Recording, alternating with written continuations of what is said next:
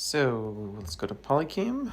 We'll just look at the house here and just start. It will like see the floor here in a second. So there's a grid, and then all I have to do is just kind of just walk around.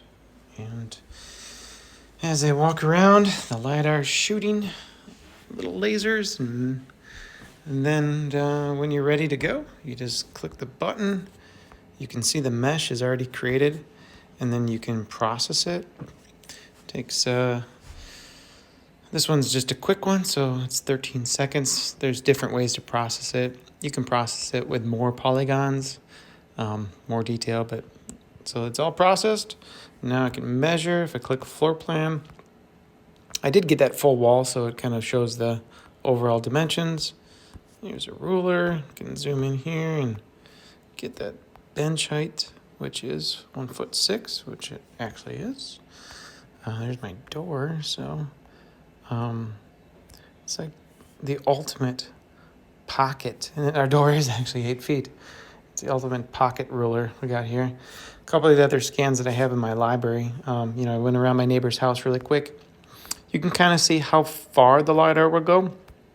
So, I get about 2 stories. There's a point where it just kind of, there's a distance on it. But if I go back to measure floor plan, I've got all the quick dimensions of his house just by walking around it. It took me like a couple minutes just to walk around the house.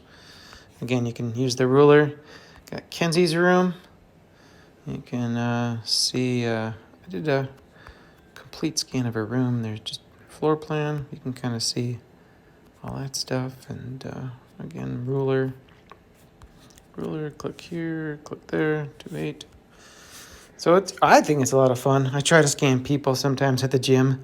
Doesn't work all the best, but it's like instant 3D model. I even scanned my path from voting. My first thing I ever did was when I voted.